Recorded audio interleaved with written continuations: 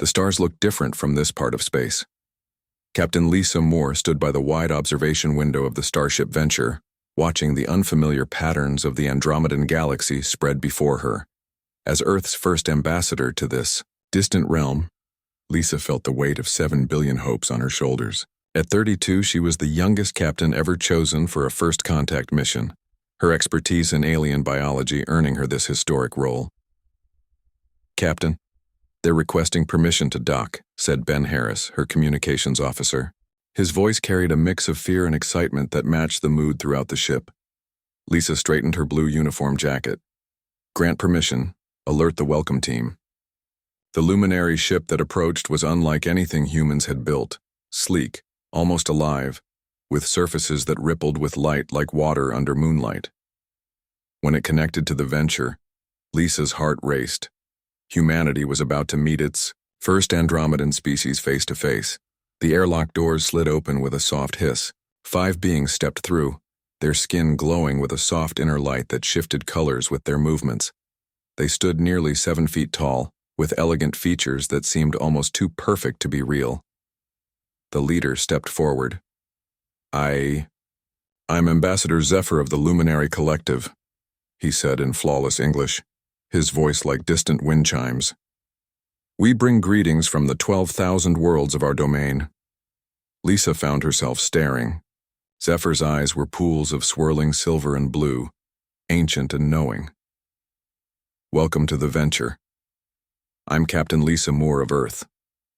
She extended her hand in the human greeting they had described in their earlier communications. Zephyr studied her hand for a moment before carefully taking it in his.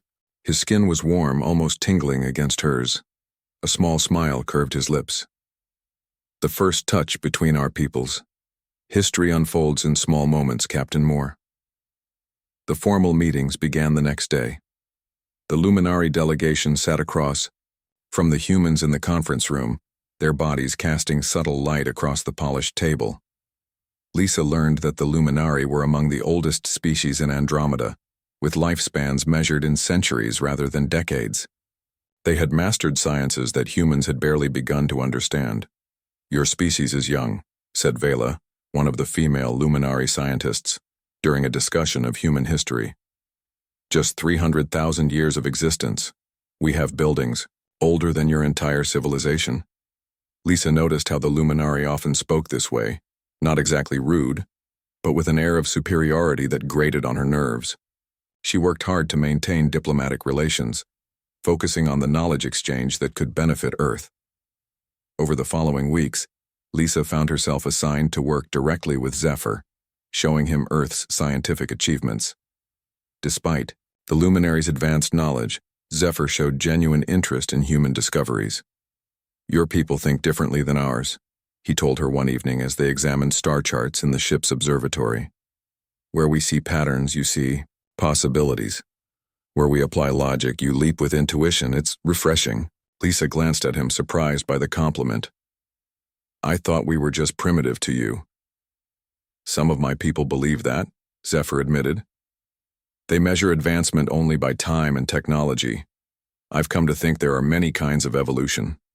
Their work together became the highlight of Lisa's days. Zephyr lacked the condescending tone of his companions, and his curiosity about humans matched her interest in the Luminari. She found herself sharing stories of her childhood in Oregon, of climbing trees and swimming in cold rivers. He told her of growing up on a world with 3 moons, of light festivals that lasted for days when all 3 were full. "You smile differently than when we first met," Zephyr observed one day as they shared a meal in the ship's dining area. Several crew members glanced their way, noting how comfortable the two had become with each other. "Do I?" Lisa asked, suddenly self-conscious. "Yes. The smile reaches your eyes now. It's quite beautiful." Before Lisa could respond, the dining room doors opened and a new Luminari delegation arrived. At their center walked a woman whose presence commanded attention, her skin shimmering with brighter light than the others, her movements graceful and deliberate. Zephyr stood immediately. "My sister, Nyx. I didn't expect you to join us." Nyx surveyed the room, her silver eyes finally resting on Lisa. The High Council sent me to observe the proceedings. Her voice was musical but cold. They were concerned about reports they received. What? Reports? Lisa asked, rising to stand beside Zephyr. Nyx's gaze traveled between them, noting their proximity. Reports of unusual attachments forming, attachments that might cloud judgment. The room grew quiet. Lisa felt her face warm with embarrassment and anger. Ambassador Zephyr and I have been working closely on the knowledge exchange. It's part of our mission. Of course, Nyx said with a smile that didn't reach her eyes. I simply remind all parties that this is a diplomatic mission, not a cultural integration program. That night, Lisa couldn't sleep. Nyx's arrival had changed everything. The easy friendship she had built with Zephyr now felt scrutinized, political. She went to the observation deck to clear her head, only to find Zephyr already there, staring out at the stars. I apologize for my sister, he said without turning. She represents a traditional faction among our people. Lisa joined him at the window. She doesn't approve of you spending time with humans. With you specifically, Zephyr corrected, finally facing her. She senses what I have tried to hide. Lisa's heart skipped. Which is? That I have developed feelings that go beyond diplomacy. His voice was soft but certain. Feelings that would be considered inappropriate by both our peoples. The admission hung between them. Lisa had been fighting similar feelings, telling herself it was just fascination with his alien nature. Zephyr, we barely know each other's species, let alone each other, she said carefully. I know enough, he replied. I know you value truth above comfort. I know you see wonder where others see only data. I know these things matter more to me than the fact that your lifespan is a fraction of mine, or that our biological makeup differs. Before Lisa could respond, the door to the observation deck slid open. Nyx stood there, her light pulsing with what Lisa now recognized as anger. I knew it, she said, her musical voice sharp with disgust. Brother, you disgrace our lineage with this infatuation. She looked at Lisa with undisguised contempt. Do you understand what you're doing? His bloodline traces back to the founding of our civilization. 15,000 years of careful genetic advancement, and you... She laughed, a sound like breaking crystal. Your bloodline is barely out of the trees, still half animal, primitive and short-lived. Lisa's face burned with humiliation and anger. We may be young, but we're not primitive. Different doesn't mean inferior. Nyx, enough. Zephyr's voice took on an authority Lisa hadn't heard before. You forget yourself and the respect due to an ambassador. Nyx's light dimmed slightly. The council will hear of this. They won't allow it to. Continue. She turned and left, her light trailing behind her like an angry comet. In the silence that followed, Lisa looked at Zephyr. She's right about one thing. There are 1,000 reasons this is complicated. Zephyr reached out slowly, his glowing hand hovering near hers. And perhaps one reason to try anyway. Lisa looked at their hands, so different and yet both reaching for the same connection. She closed the distance, intertwining her fingers with his, watching how her skin reflected his light. One reason might be enough, she whispered, as the stars of 2 galaxies witnessed the beginning of a union that would one day change them all. 2 years passed since the first meeting between humans and Luminari. The diplomatic mission had ended, but Lisa and Zephyr had found reasons to continue their work together. They created a joint scientific team, splitting their time between Earth and the luminary homeworld of Lumina. Their relationship grew in secret, hidden from disapproving eyes on both worlds. On her 34th birthday, Lisa stood with Zephyr in his private garden on Lumina. The 3 moons he had once described to her hung in the sky, bathing them in silver light. 2 years of hiding, Lisa said, watching how the moonlight played across his glowing skin. Meeting in secret places, talking in whispers. I'm tired of it, Zephyr. He took her hands in his. Then let's stop hiding. I love you, Lisa Moore of Earth. I want to share my life with yours, however long we have together. The announcement of their intention to marry reached Earth first. Lisa's parents, Simple. Teachers from Portland found reporters camped outside their home. Earth's united government called emergency meetings. Religious leaders debated whether a human could marry a non-human. Scientists questioned the biological implications. On Lumina, the reaction was worse. The High Council summoned Zephyr immediately.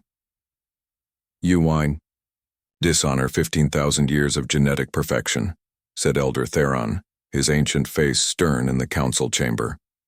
"The Luminari do not mix bloodlines, especially not with such a young species."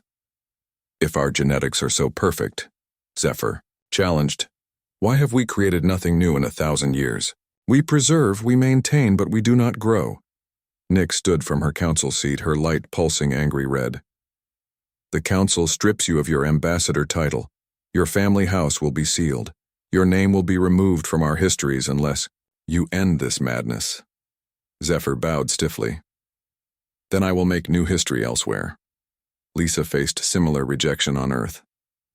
Jason Peters, the director of the Space Alliance, called her to his office in Geneva. "Captain Moore, you're one of our best. But this relationship, it threatens everything we've built with the Andromedan worlds." His voice was kind but firm. "The public is divided. Some see you as a pioneer, others as a traitor to humanity." "I didn't fall in love to make a political statement," Lisa replied.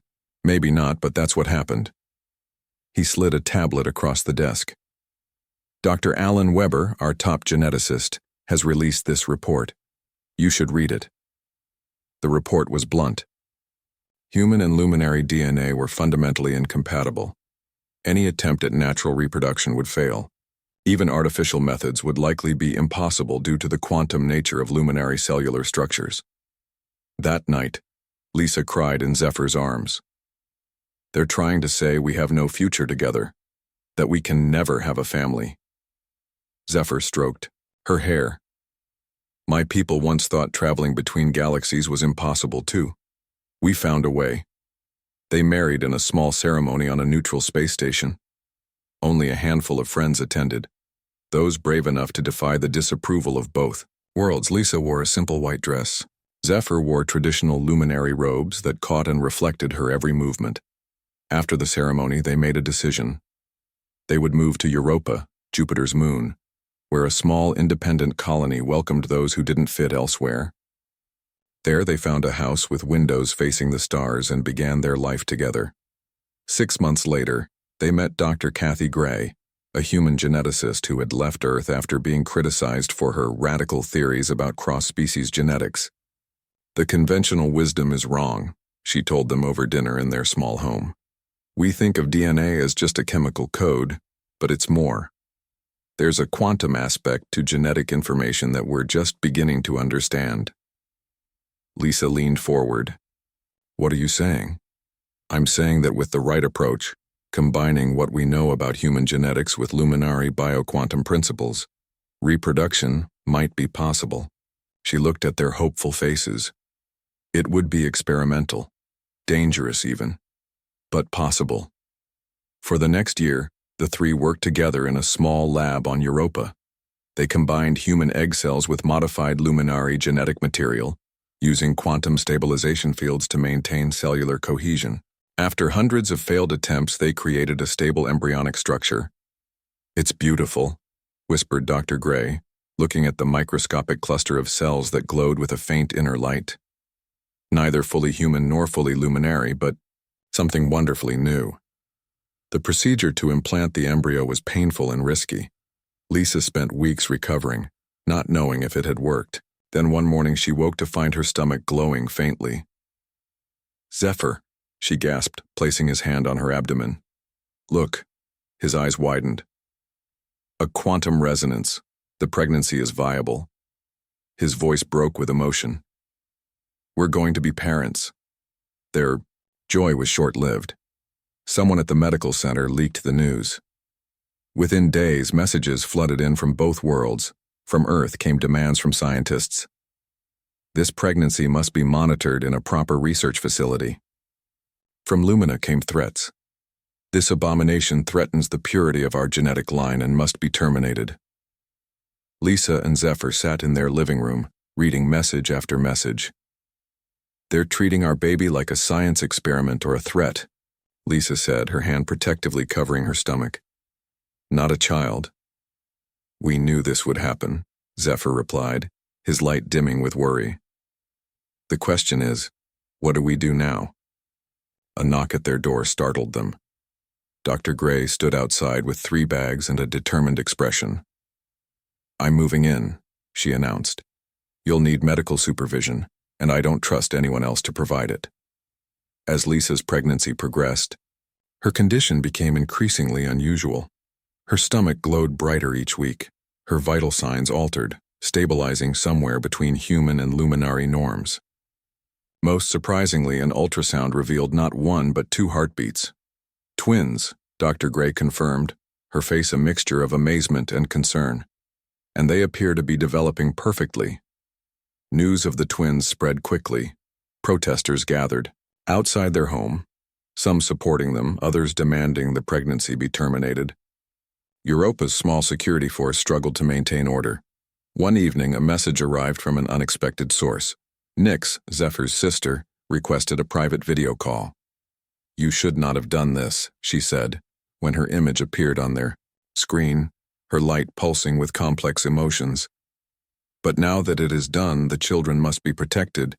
There are those on Lumina who would harm them to protect our so-called purity." "Why are you warning us?" Lisa asked suspiciously. Nyx's light dimmed. "Because they are my brother's children, regardless of their mixed blood. Family bonds matter, even when we disagree." She paused. "I have arranged secure transport to a safer location. Be ready in 3 days." After Nyx disconnected, Lisa and Zephyr looked at each other in stunned silence. "Can we trust her?" Lisa finally asked. Zephyr's expression was troubled. "I'm not sure, but we cannot remain here. The children, our children, deserve a chance to be born safely."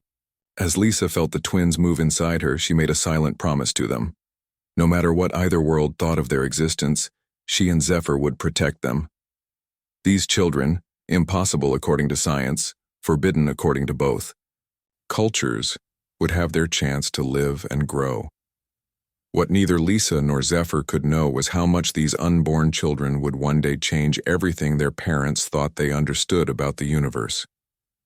The safe house on Titan, Saturn's largest moon, was small but secure. Lisa gave birth there with only Zephyr and Dr. Gray in attendance. The delivery room glowed with the combined light of Zephyr's emotions and the soft radiance coming from Lisa's body. "One more push," Dr. Gray encouraged, her face tense with concentration. "I can see the first baby's head." Lisa gripped Zephyr's hand so tightly that his skin dimmed where she touched him.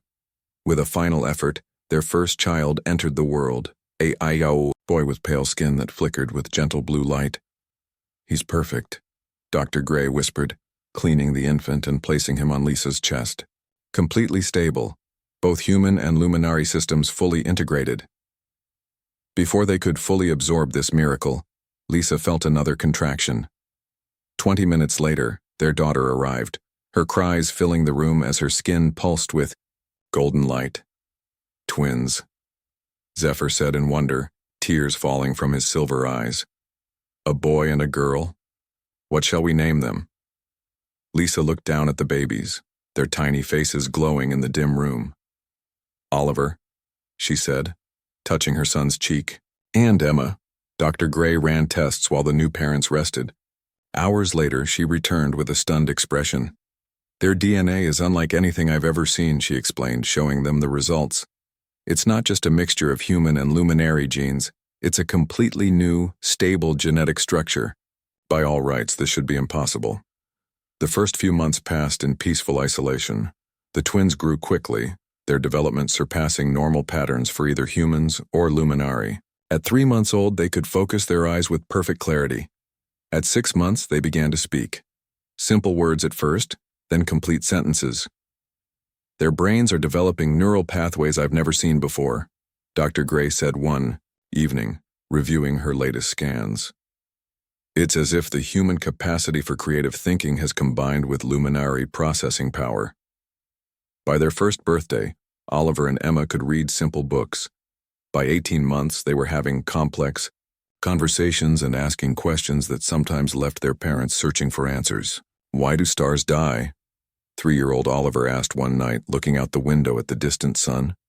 Why can I feel what people think sometimes? Emma wondered the next day when a supply delivery person had left in a hurry, uncomfortable around the unusual family. Lisa and Zephyr did their best to provide normal childhoods despite the extraordinary circumstances. They taught the twins about both their heritages, human resilience and creativity, alongside luminary wisdom and patience. They played games, told stories, and tried to shield the children from the knowledge that many people in 2 galaxies feared their existence. When Oliver was 4, he solved a mathematical problem that had stumped Zephyr. The proud father sent the solution to a trusted friend on Lumina, careful to hide its source. "This is remarkable," came the reply. "This approach has never been tried before. Who thought of it?" The incident was the first clear sign that the twins weren't just different. They possessed abilities beyond either of their parent species. Shortly after the twins' 5th birthday, their secure communication system picked up an alert. 3. Ships were approaching Titan, 1 from Earth and 2 from Lumina. "They've found us," Lisa said, her face pale with fear. "We need to leave." But Zephyr, watching the children play, made a different decision. "No more running. It's time to show them what they've been so afraid of." With great caution, they allowed a small delegation from each world to visit. From Earth came Dr. Kevin Hall, the new head of xenobiology. From Lumina came Elder Lyra, one of the few council members who had opposed Zephyr's exile, and, surprisingly, Nyx. The meeting took place in the main room of their home. The visitors sat stiffly, their eyes fixed on the twins who returned their stares with unusual calmness for 5-year-olds. "We've come to assess the children," Dr. Hall stated formally. "Earth's government is concerned about potential abilities that might pose security issues. The Luminary Council shares these concerns," Elder Lyra added. "If these children possess enhanced capabilities, they must be properly monitored." Emma, who had been quietly watching, suddenly spoke. "You're not really worried about security," she said, her young voice clear and confident. "You're afraid we might be better than you." The visitors stared in shock. Oliver nodded in agreement with his sister. "You think because we're different, we must be dangerous, but being different just means we see things you can't see." To demonstrate, Oliver walked to a computer terminal. His fingers flew across the keyboard, bringing up a complex physics model. "This shows why your faster-than-light drives fail at the galactic edge," he explained, pointing to a section of the model. "The quantum field compresses differently there. I fixed it." The Earth scientist's jaw dropped. This would take a team of our best physicists years to develop." Emma turned to Nyx. "You're not really angry anymore," she said softly. "You're sad because you miss your brother and you're curious about us. You want to know if we have any of your family traits." Nyx's light flickered in surprise. "How did you—" "I feel what people feel," Emma explained simply. "Not just emotions. On the surface. The real feelings underneath." For hours, the children demonstrated abilities that left their visitors speechless. Oliver's mind moved through complex problems with ease, seeing solutions where others saw only obstacles. Emma's empathic abilities allowed her to bridge communication gaps that had plagued diplomatic relations for years. When the visitors finally prepared to leave, their attitudes had changed dramatically. "These children aren't a threat," Dr. Hall told Lisa and Zephyr. "They're the future. Earth will withdraw its surveillance requests, but we would like to offer educational resources." Elder Lyra bowed formally to the twins. "The Luminary Council will be most interested to learn of your unique abilities. We too offer knowledge and training, should you desire it." After they departed, Nyx stayed behind. She knelt before the children, her light a soft, gentle blue. "I was wrong about your parents' union," she admitted. "My prejudice nearly cost us all something precious." She looked up at her brother. "The council will rescind your exile if you wish to return." Zephyr took Lisa's hand. Our home is with our family, wherever that may be. That night, as the twins slept, Lisa and Zephyr discussed their future. They're going to be sought after by both our worlds now, Lisa said worriedly. Everyone will want to study them, use their abilities. Zephyr nodded. What they need is a place where they can learn and grow without becoming tools or specimens, a place for others like them. Are there others like them? Lisa wondered. Not yet, Zephyr replied. But I suspect there will be. Our children have shown that humans and Luminari can reproduce. Others will try now that they know it's possible. Lisa thought for a moment. What about going back to Europa? We could start a school there, a place where hybrid children could be safe and learn about both their heritages. The idea grew quickly. Within months, they had returned to Europa with funding from both Earth and Lumina. They purchased land and built a small campus with living quarters, classrooms, and laboratories. The Europa Academy for Interspecies Studies opened a year later. Oliver and Emma were its first students, but they weren't alone for long. 5 more hybrid children joined them within the first year, some human Luminari, others from different combinations of species who had been inspired by Lisa and Zephyr's story. As Lisa watched the children play together in the schoolyard, some glowing, some not, all extraordinary in their own ways, she remembered Nyx's cruel laughter years ago about her primitive bloodline. Now, that same bloodline combined with Zephyr's ancient heritage had created something entirely new. The children weren't just surviving, they were thriving, developing abilities that neither humans nor Luminari had dreamed possible. And this was just the beginning. 10 years passed.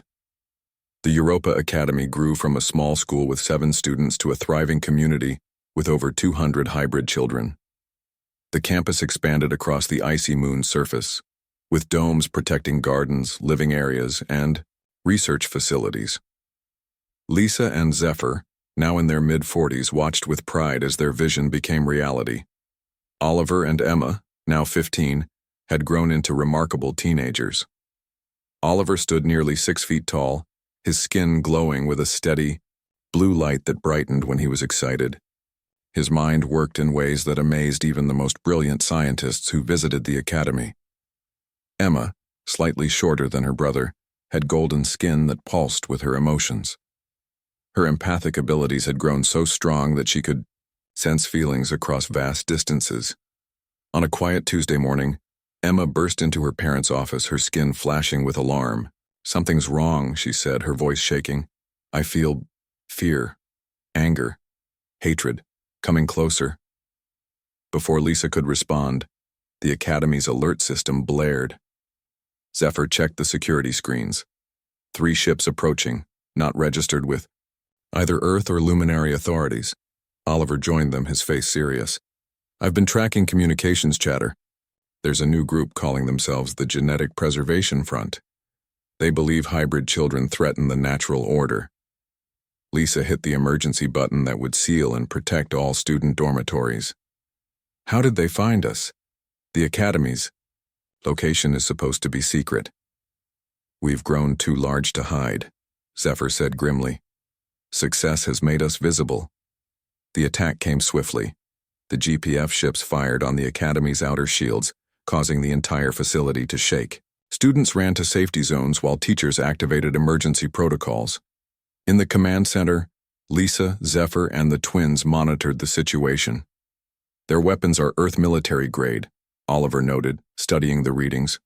"But modified." Emma closed her eyes, reaching out with her mind. "Their leader, he hates us because he's afraid. His name is Vincent Walsh. He was a commander in Earth Space Forces until he was discharged 3 years ago." Lisa remembered the name. Walsh opposed first contact with the Luminary. He believed humans should develop on their own without alien influence. The shields wouldn't hold forever. As they planned their defense, another alert sounded. 2 more ships had entered Europa's orbit. "More attackers?" Lisa asked, fear in her voice. Zephyr checked the identification signals. "No. Luminary vessels. High Council markings." The communication screen lit up with the face of Orion, Zephyr's cousin. His skin glowed with the royal purple of Luminari aristocracy. "Cousin," he said smoothly, "we've come to assist with your situation. The celestial purists have sent me to extract any children of Luminari heritage." Zephyr's light dimmed with suspicion. "The celestial purists denied my children's right to exist when they were born. Why would they help now?" Orion smiled coldly. "Our perspective has evolved. The abilities your children and the others have shown prove that Luminari genetics remain dominant even when mixed. They belong with their superior heritage, not divided between worlds." As they spoke, the GPF ship suddenly broke off their attack, retreating to a safe distance. Vincent Walsh's face appeared on another screen. "This is your only warning," he growled. "Hybrid beings threaten the natural development of humanity. Return human genetic material to Earth or face complete destruction." The screens went dark. Lisa and Zephyr looked at each other in horror. They were caught between two extremist groups, one wanting to eliminate all hybrids, the other wanting to claim them. "We need to evacuate," Lisa decided. "Get the children to safety." Emma shook her head.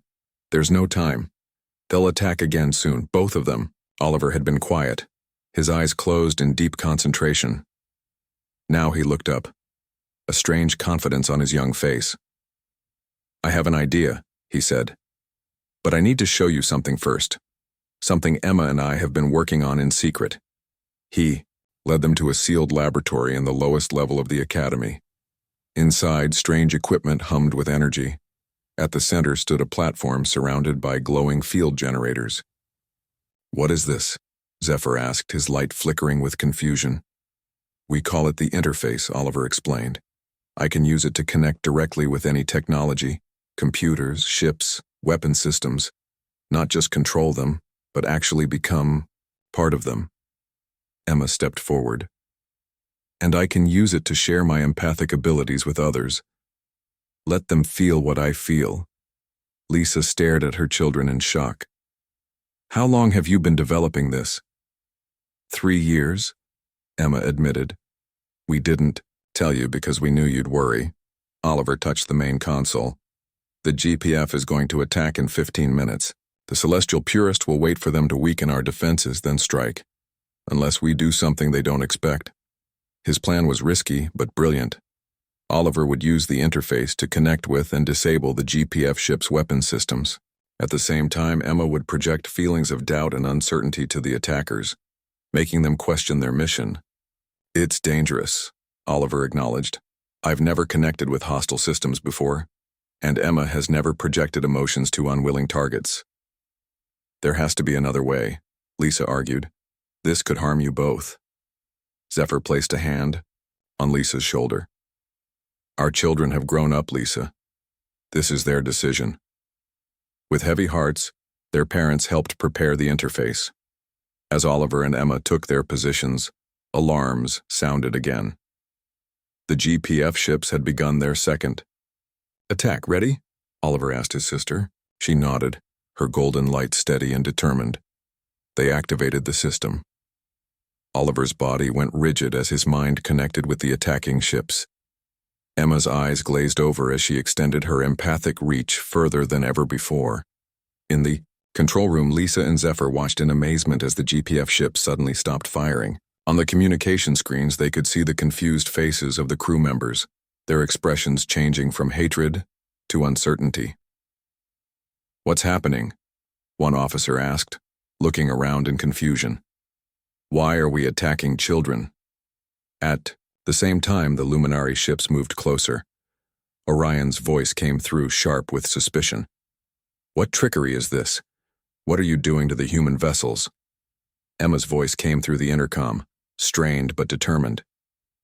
"We're showing them the truth. How it feels to be us, not human, not Luminari. Both and neither. Unique."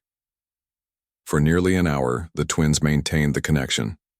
When they finally disengaged, both ships, human and Luminari, remained in orbit, but no longer in attack positions.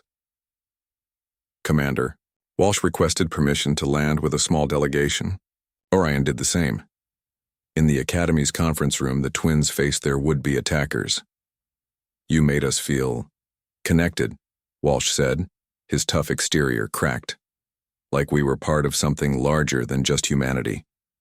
Orion nodded, his purple light subdued. "I felt it too. A sense of possibility I've never experienced." Emma smiled tiredly. "That's what being hybrid means. We exist in the space between worlds. We see connections others miss." Oliver leaned forward. "You came to destroy or claim us. We're offering something better, a chance to learn from each other, to grow together." Outside the conference room, Lisa and Zephyr watched with pride and amazement as their 15-year-old children negotiated peace between forces that had tried to destroy them hours earlier. "They're not just surviving in a world that feared them," Lisa whispered. "They're changing that world." Zephyr's light glowed with pride. "And this is just the beginning of what they'll do." 20 years passed. Oliver and Emma, now 35, had changed the face of the galaxy. The small school on Europa had grown into the Interspecies Alliance, with centers on 17 worlds across 2 galaxies. At the grand opening of the newest center on Earth, Lisa and Zephyr watched with pride. Now in their 60s, Lisa's hair had turned silver, while Zephyr's light had softened to a gentle glow. They held hands as Oliver took the stage to address the crowd. "When my parents fell in love, 2 worlds told them it was impossible," Oliver said, his blue light bright with emotion. "When my sister and I were born, they said we shouldn't exist. Now look around you." The audience was filled with hybrid families, children with skin that glowed, adults with mixed features, all living proof that boundaries could be crossed. Emma joined her brother on stage, her golden light warm and inviting. "Today we celebrate the Hybrid Accord, now signed by 17 species. This document guarantees the right of all beings to choose their own path, regardless of bloodline."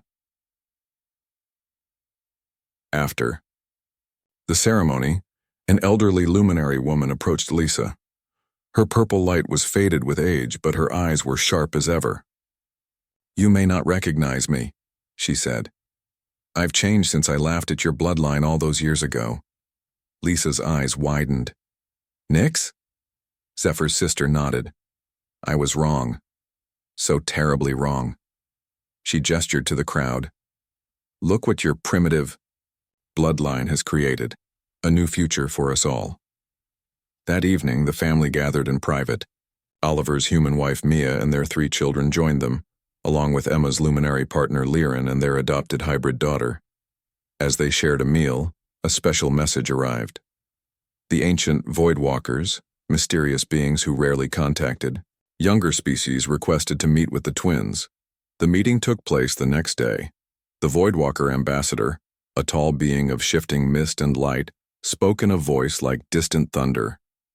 "We have watched your journey with great interest," the Voidwalker said. "In our 50,000 years of existence, we have seen many civilizations rise and fall. Those who cling to genetic isolation always collapse. Those who embrace diversity survive." The ambassador revealed that the Voidwalkers themselves had nearly gone extinct until they began incorporating genetic material from other species. "You are not the first hybrids in the galaxy," it explained, "but you are the first to create a movement that celebrates diversity rather than fears it." As the Voidwalker departed, it left a final message. "Your children and their children will continue what you began. The mixing of bloodlines is not weakness, it is the only path to survival among the stars." That night, Lisa stood with Zephyr on the balcony of their home, watching Earth's moon rise. "Did you ever imagine this?" she asked, leaning against his shoulder. "When we first met, when everyone opposed us?" Zephyr's light pulsed with love. "I knew our love mattered. I never guessed it would change galaxies." Below them, their grandchildren played in the garden, their skin glowing with different colors as they laughed and ran. Not fully human, not fully luminary, but something wonderfully new, the future of the stars, born from a love that refused to accept impossible boundaries. Lisa smiled, remembering Nyx's cruel laughter all those years ago. The bloodline she had. Mocked had indeed changed everything. Not by being powerful or perfect, but by being exactly what it was, a beautiful bridge between worlds that had been separated for too long.